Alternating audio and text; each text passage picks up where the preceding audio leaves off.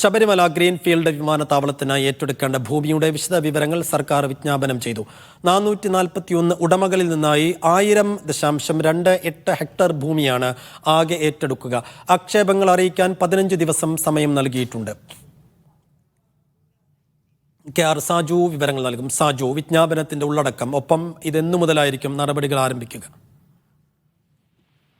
സൈഫുദ്ദീൻ, കാഞ്ഞിരപ്പള്ളി താലൂക്കിലെ എരുമേലി സൗത്ത് വില്ലേജിൽപ്പെടുന്ന 441 ഭൂവുടമകൾക്കാണ് ഇത് സംബന്ധിച്ച അറിയിപ്പ് ഇപ്പോൾ വിജ്ഞാപനമായി തന്നെ നൽകുന്നത്. ഇത് കേരളത്തിലെ 2013 ഭൂമി ഏറ്റെടുക്കൽ നിയമവുമായി ബന്ധപ്പെട്ട 11ാം വകുപ്പിലെ 1ാം ഉപവകുപ്പിലെ വ്യവസ്ഥകൾക്കനുസൃതമായി ഇതിൽ അറിയിപ്പ് ഭൂവുടമകൾക്ക് നൽകണം. അതിന്റെ ഭാഗമായിട്ടാണ് ഇത്തരം പേര് വിവരങ്ങളും, അതായത് വസ്തുവിന്റെ ഉടമകളുടെ പേര് വിവരങ്ങളും എത്ര ഭൂമി അവരിൽ നിന്നും ഏറ്റെടുക്കും എന്നതടക്കമുള്ള കാര്യങ്ങൾ നോട്ടിഫിക്കേഷൻ നടത്തിയിരിക്കുന്നത്.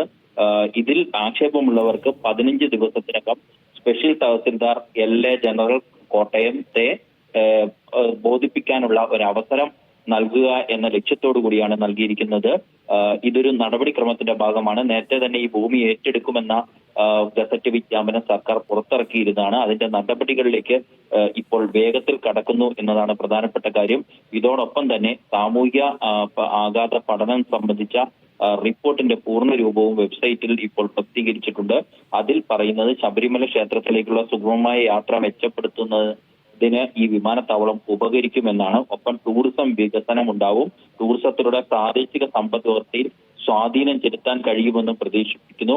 ഒപ്പം ലോകമെമ്പാടുമുള്ള അന്താരാഷ്ട്ര മലയാളി സമൂഹത്തിന് വിവിധ രാജ്യങ്ങളിലേക്ക് യാത്ര ചെയ്യാൻ ഉതകുന്ന തരത്തിൽ യാത്രാ സൗകര്യങ്ങൾ പ്രദാനം ചെയ്യുന്ന നിർദ്ദിഷ്ട വിമാനത്താവളം പ്രധാന പങ്ക് വഹിക്കും എന്നും ചൂണ്ടിക്കാണിക്കുന്നുണ്ട്. ശരി, KR സാജുവാണ് തിരുവനന്തപുരത്ത് നിന്ന് വിശദാംശങ്ങൾ നൽകിയത്.